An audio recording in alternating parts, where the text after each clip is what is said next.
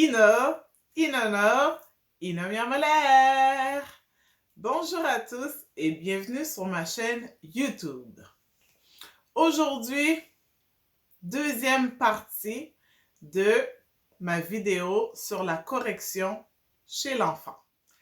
Je voudrais commencer par parler de la fessée et des punitions corporelles.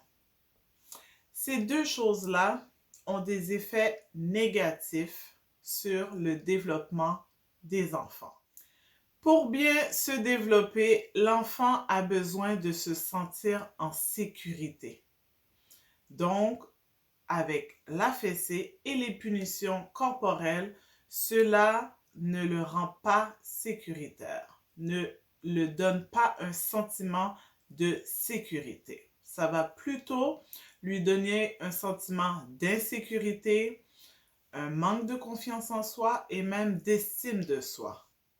Bien que certains vont dire qu'il y a des effets positifs à cela, il n'y a vraiment aucune étude qui va démontrer cela. Qu'est-ce que les punitions corporelles vont faire à l'enfant? Ça va faire que l'enfant va se juger en tant qu'une mauvaise personne. Il va croire qu'il peut régler les problèmes avec de la violence physique. Il va obéir, mais souvent à court terme. Il va accumuler de la peur et de la rage. Il peut même adopter un comportement défensif. Il est toujours sur la défensive. Il peut avoir des retards cognitifs, la difficulté et des retards à l'école au niveau scolaire. Et il peut, dans l'avenir, quand il va grandir, devenir un adulte violent. J'aimerais vous partager les 5 C pour une bonne discipline. Le premier, c'est d'être clair. Il y a des règles à respecter, il y a des choses à ne pas faire. Nous, en tant que parents, c'est important d'être clair.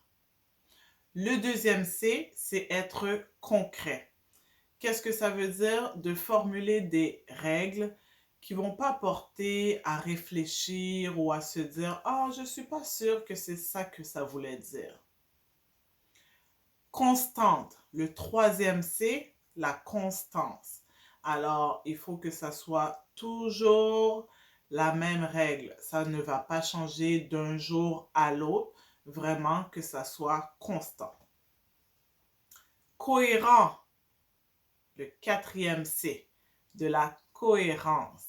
Alors, une fois qu'on a établi une règle, il faut s'assurer qu'elle soit applicable pour que l'enfant la respecte. Et le dernier C, c'est la conséquence. Quand on donne une règle, si tu ne respectes pas cette règle, il y a une conséquence. Donc, une fois qu'on donne la règle à l'enfant, il faut qu'il sache déjà quelle est la conséquence qui est reliée à cette règle-là. Et non que vous changez toujours de conséquences dépendamment de votre humeur, de quelle journée vous avez passé ou de comment vous vous sentez cette journée-là. Non, ça ne fonctionne pas comme ça. Un moyen qu'on peut utiliser pour la correction de l'enfant, c'est un tableau de motivation.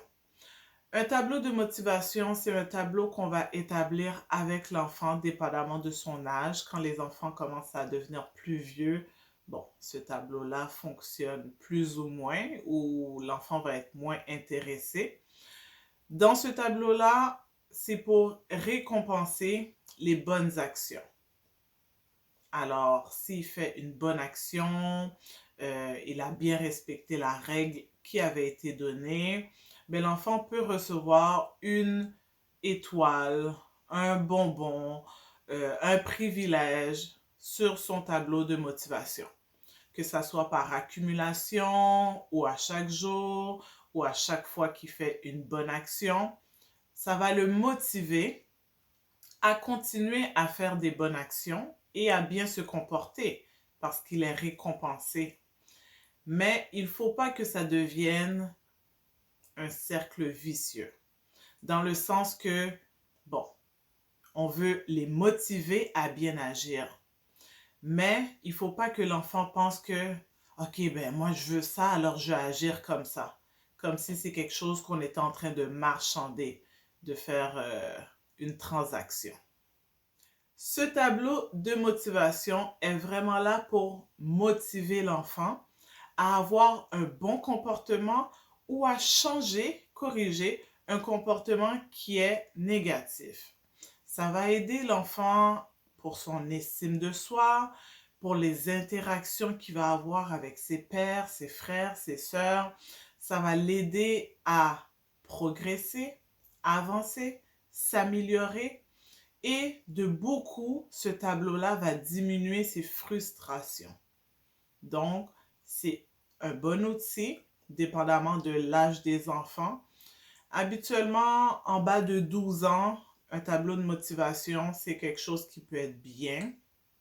Après ça, il faut innover et trouver une alternative pour le tableau de motivation pour les enfants de 12 ans, âge qui sont au secondaire et plus.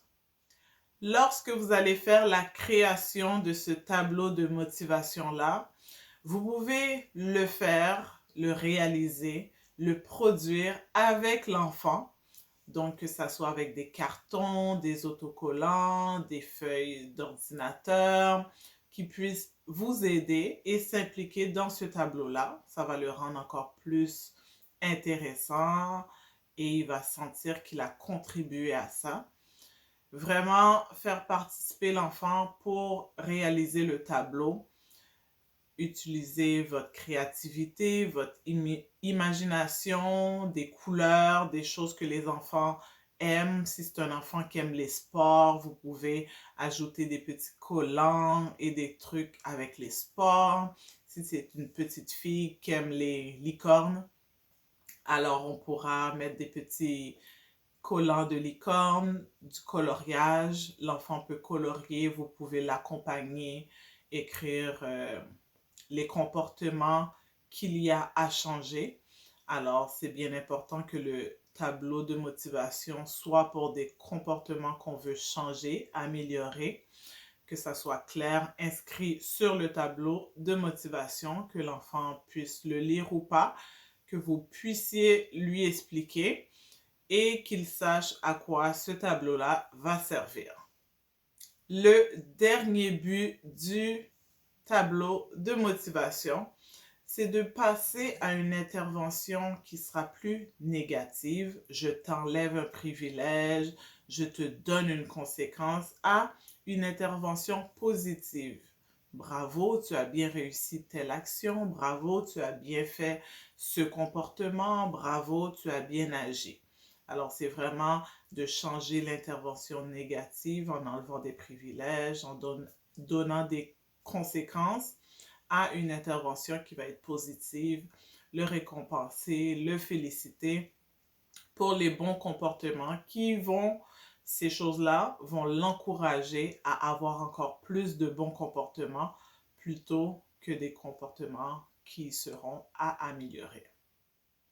Comme idée de récompense face au tableau de motivation, on a des privilèges, que ce soit du temps sur l'appareil électronique, que ce soit du temps avec le parent, à faire une activité, des sorties, des activités spéciales, des petites gâteries, chips, bonbons, pas de restaurant vraiment, parce que c'est pas toujours possible de sortir, mais des collations spéciales, comme on dit.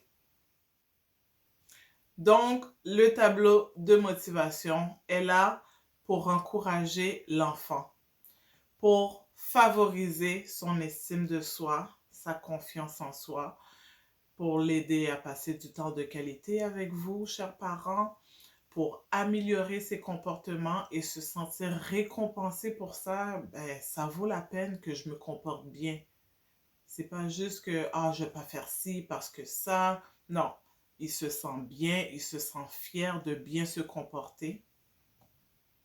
Et ça va l'aider à se faire confiance. Je sais que je suis capable d'avoir un bon comportement. Mes parents me motivent avec le tableau de motivation, que ce soit les privilèges, des collations spéciales, des activités spéciales. Je suis fière, je suis capable et je veux bien agir et bien me comporter. C'était tout pour ma vidéo d'aujourd'hui. Deuxième partie et dernière partie sur la correction de l'enfant. Merci d'avoir écouté ma vidéo. Abonnez-vous, likez, commentez, partagez avec les membres de votre famille et de votre entourage. Et on se dit à la prochaine!